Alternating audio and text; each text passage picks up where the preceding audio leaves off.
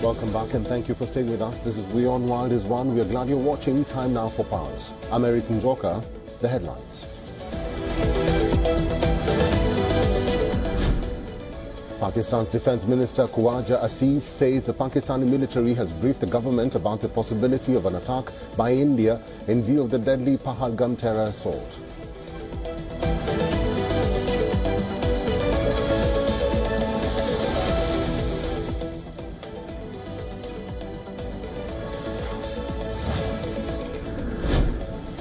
Polling stations now open across all 6 time zones in Canada, with voting underway to elect the new Prime Minister. It's a close contest between incumbent Mark Carney and Conservative leader Pierre Poilievre.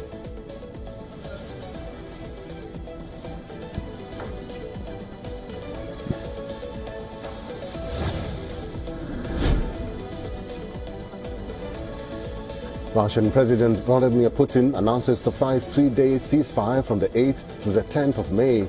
The Kremlin signals it is ready to enter unconditional one-on-one peace talks, emphasizes it expects Kiev to take the initiative to signal willingness for dialogue.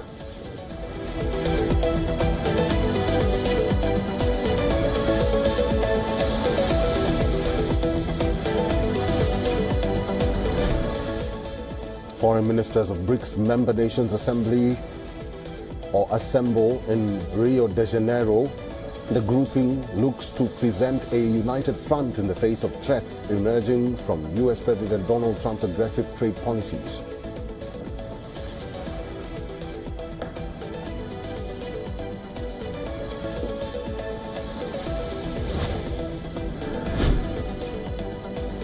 Death toll from the blast at Iran's Shahed Raja airport near Bandar Abbas rises to 65, according to state media. With more than 1,200 injured, reports coming in of small fires continuing to burn even 2 days after the explosion.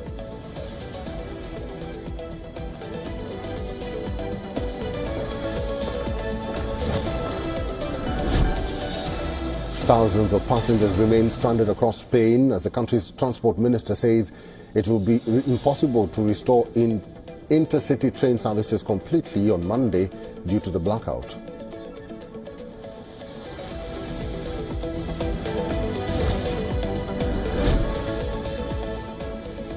Catholic cardinals agreed to begin a conclave on May 7th to elect a new pope and highlight clerical sexual abuse as one of the key challenges facing Pope Francis's successor.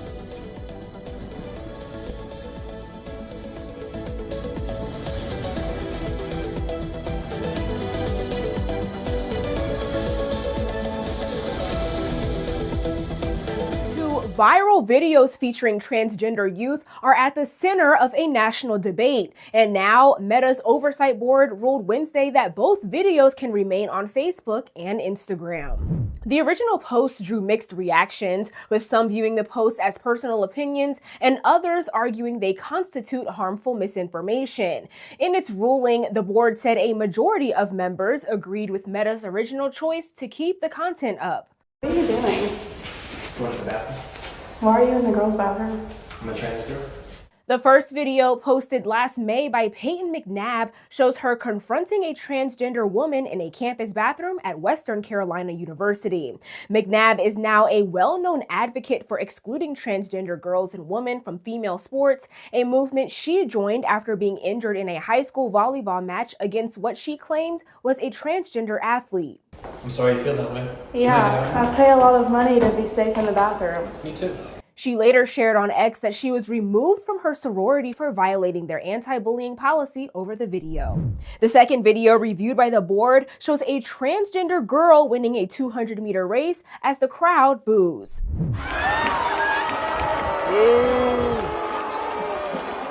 Both videos were amplified by libs of TikTok. The main point of contention in both videos involves misgendering, which is using pronouns or gender terms which don't align with a person's identity.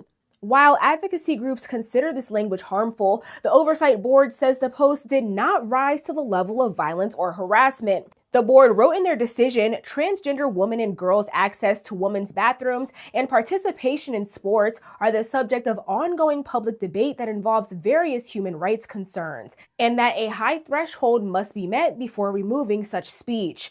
The decision comes amid growing internal tensions at Meta. Earlier this year, employees were vocal about a sweeping update to Meta's content moderation policies. Those changes now allow language that was previously banned, including statements framing LGBTQ+ identities as mental illness. Leaked training materials obtained by The Intercept show examples of phrases that moderators could allow. The same day it released its rulings, the Oversight Board issued a press release urging Meta to reassess those January policy changes and to assess how they might impact LGBTQ+, immigrants, and other marginalized communities. More than 100 undocumented immigrants have been arrested in Colorado Springs. This is according to the Drug Enforcement Administration. It happened overnight when several federal agencies joined local law enforcement and raided a party at what the DEA is calling an underground nightclub. Those people who were allegedly in the country unlawfully have been turned over to ICE for likely eventual deportation. Your reporter Michael Abeyta explains hundreds of people were at this party, including some active military personnel. The DEA says there was a wide group of people at this event allegedly doing things that are illegal. Occupants of 296 South Academy, this is the police with a search warrant. Early Sunday morning, a coalition of 10 federal agencies, Colorado Springs Police and the El Paso County Sheriff's Department raided what they're calling an illegal nightclub in the southeastern part of Colorado Springs. What was happening inside was significant drug trafficking, prostitution, crimes of violence.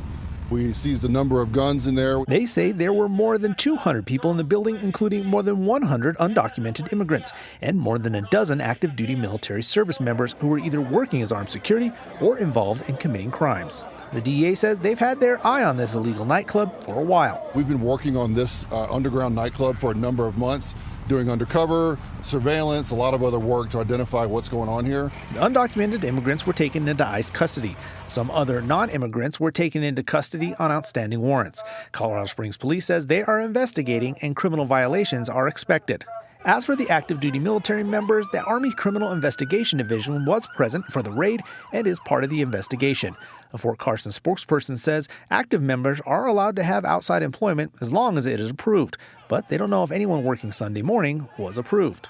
Either way, the DEA says this operation was about keeping Colorado's community safe. Colorado Springs is waking up to a safer city this Sunday morning. Now, according to Colorado law, local law enforcement cannot participate in ICE raids, so Colorado Springs police are only investigating the possible crimes that may have occurred. In Centennial, Michael Abeyta, covering Colorado First.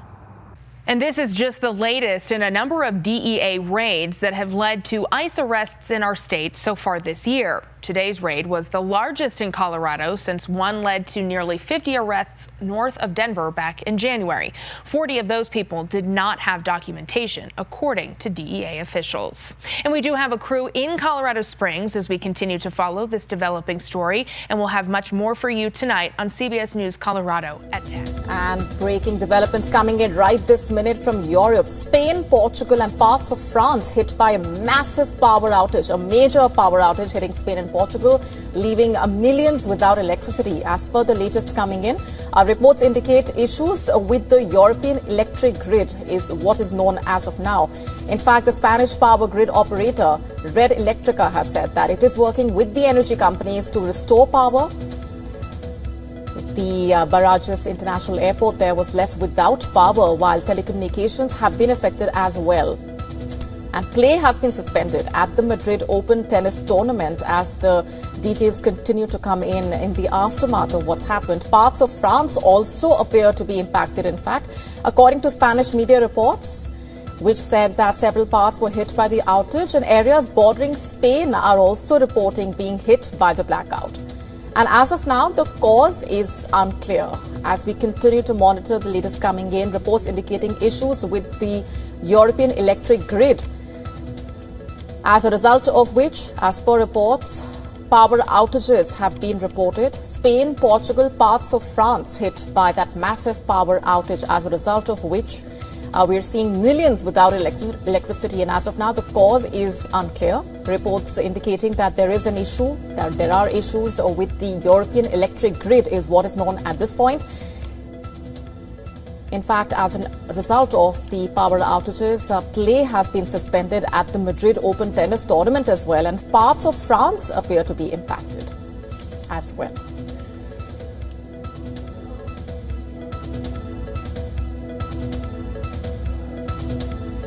As per the latest details that have come in, large parts of Spain and Portugal witnessing that power outage. The exact cause remains unclear, but what is known at this point is that there are issues with the European electric grid, as a result of which parts of France, Portugal, Spain have been impacted.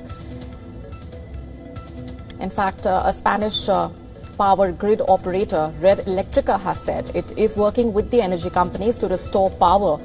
That is the latest that has trickled in at this point. Shifting focus for now, a massive power outage knocked out electricity in large parts of Spain, Portugal, and also some parts of southern France. In Spain and Portugal, massive power outages shut off traffic lights, causing chaos at airports, train stations, and on the roads. European Air Traffic Organization Eurocontrol has said that power cut also disrupted air traffic, affecting flights to and from Madrid, Barcelona, and Lisbon. The cause of the outage that hit Spain, Portugal, and parts of southern France is not known immediately. Parts of France also appear to be affected, and according to Spanish media reports, several parts were hit by the outage. Areas bordering Spain also reported being hit by the blackout. And following those massive blackouts, the EU chief has said that at this point, no indications are there that the massive blackout in Spain is a cyber attack. However, Spain's grid operator has now said that power has returned to parts of north, south, west Spain.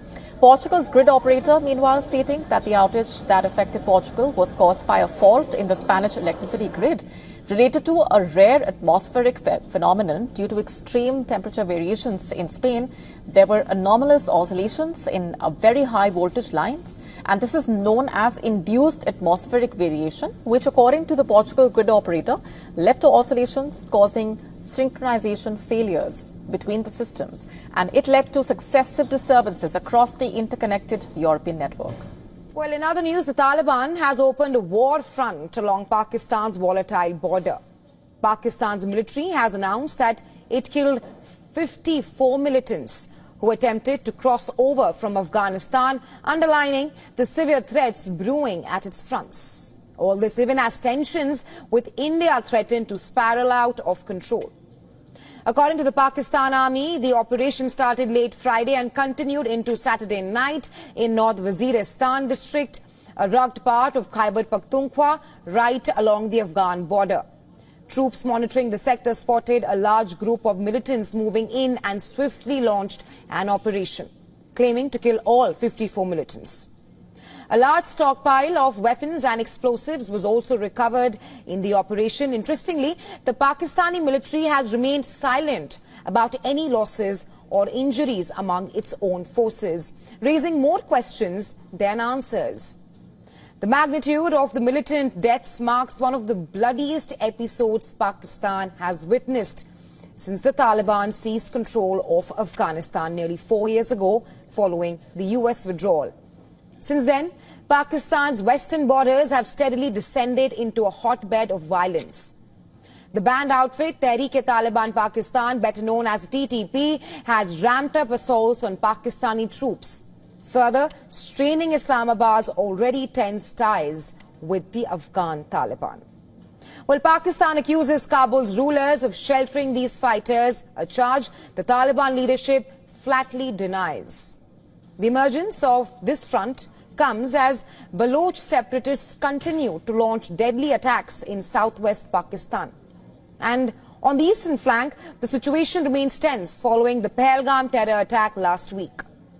Pakistan now ranks second on the global terror index for 2025, with terror-related deaths shooting up by staggering 45% last year, reaching 1,000 fatalities. Pakistan's multiple security challenges have never looked more dangerous, and the worst may be yet to come.